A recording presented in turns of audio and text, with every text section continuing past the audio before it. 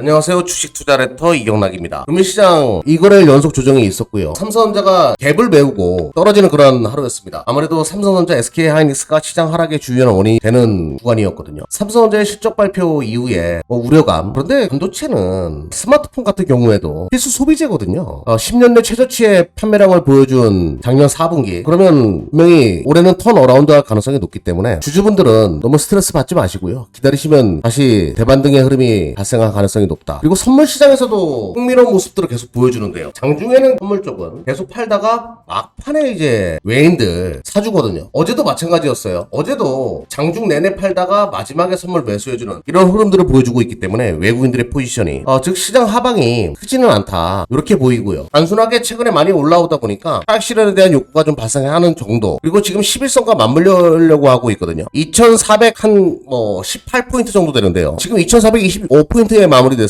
밀린다라고 하더라도 11선 언저리에선 대반등이 일어날 수 있다. 이렇게 보고 있습니다. 지난 시간에 제가 41선을 가지고 여기서 대반등이 나올 거라고 말씀드렸는데 이번에는 11선이 지지라인이 될 가능성이 높기 때문에요. 크게 걱정할 필요는 없다. 이거를 좀 강조드리겠습니다. 그리고 그 리오프닝 관련된 종목들 무엇이 제일 좋냐 그리고 리오프닝을 왜 보냐 이런 분들이 많이 계시는데요. 최근에 이제 올라온 AI나 로봇 관련된 종목들은 실질적으로 연결되는 데는 상당한 시간이 소요되는 그런 산업이란 말이에요. 그러면 그런 테마성으로 올라온 것들은 2월 초순 정도에 보통 끝자락을 보입니다. 그리고 실제적인 주도주 장세로 넘어갈 가능성이 높은데 여기에 리오프닝이 가장 유력하다라고 보고 있는 거죠. 그리고 우리가 코로나 때문에 3년 동안 인류가 이렇게 막혀서 지낸 시간 또 올까요? 또 올 수도 있겠지만 아무튼 이런 경험은 리오프닝 관련된 종목들이 당연히 죽을 수밖에 없었고 근데 턴어라운드는 핫하게 일어날 수밖에 없는 우리가 평생 한번 겪을까 말까한 것에 보복적 소비가 일어날 수 있기 때문에 리오프닝 관련된 종목들은 좀 다양하게 볼 필요가 있는데요. 그래서 그 중에서 가장 매력적으로 보고 있는 게 뭐냐? 일단은 지금 제가 과거에 말씀드렸던 엔터 관련된 종목들은 대부분의 종목이 흐름이 다 좋습니다. AIP 엔터 같은 경우에도 신고가 행진 계속 보여주고 있고 SM도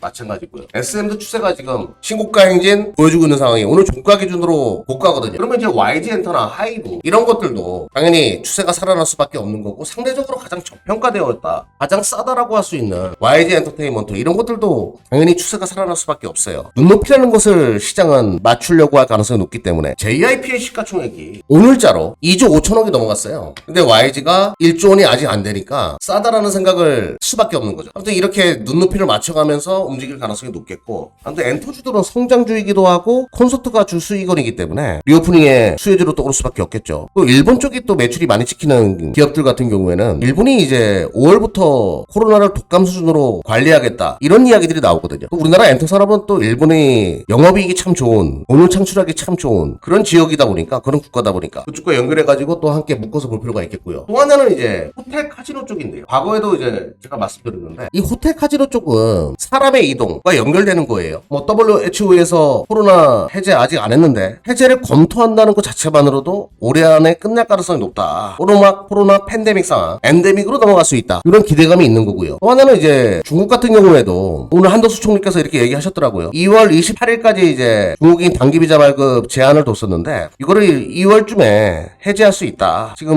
중국 내에서 들어오는 입국자의 감염률이 현저하게 지금 떨어지고 있기 때문에 1% 미만으로 떨어졌어요. 이런 의견들이 나오고 있고 그와 관련돼 가지고 이쪽에 대한 기대감을 2월달에 물씬 가질 수 있는데요. 근데 제가 흥미롭게 본 것은 이 카지노라는 산업은 계속 못했기 때문에 한 번에 목돈을 거는 정khách 고객들 그라백 자체가 상당히 큰 이 정khách 고객들의 빠른 베팅 또 급격한 유입을 만들어낼 가능성이 높아 보이거든요. 그래서 그리고 또 쌌냐 중국에 쌌냐라는 그 관광지에 하루 객실 이용비가 3,700만 원까지 넘어갔다 이런 얘기들이 나오거든요. 그동안 눌렸던 이 보복적 소비가 이 호텔이나 카지노 쪽으로 연결되는 듯한 느낌이 좀 강해. GK의 파라다이스 이런 것들 좀 관심 있게 추세가 좀 남다르죠. 롯데관광개발 제주 직항 또 진행되게 되면 중국발 이것도 또 치고 나갈 수가 있고요. 그리고 미 시장에서도 이쪽이 좀 셉니다. 호텔 카지노 쪽이 유나이티드 에어라인 이런 것들보다 항공주보다 좀 세거든요. 라스베가스 샌즈 같은 경우에 좀 추세가 한 번 더 치고 나가는 흐름을 보여주거든요. 미 시장 최근에 조정이었는데도 불구하고 좀 셌다라는 거죠. 샌즈 그룹 같은 경우에는 마카오에다가 10년 동안 470조 투자하겠다 이런 발표도 했더라고요. 근데 이 카지노 관련된 기업들 좀 관심 있게 볼 필요가 있겠고요.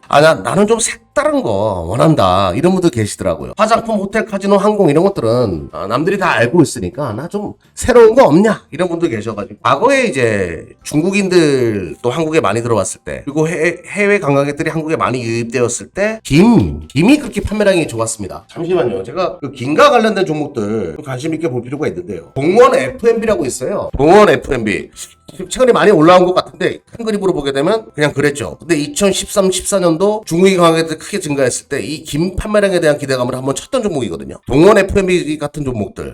근데 거래량이 많지가 않다 보니까 그렇게 무거운 종목이긴 해요. 하지만 이런 종목들도 좀 관심 있게 보자라고 말씀드리면서 오늘 종목 얘기가 참 많았네요. 여러분들의 성공 투자를 항상 응원하는 24시 클럽 이경락이었습니다.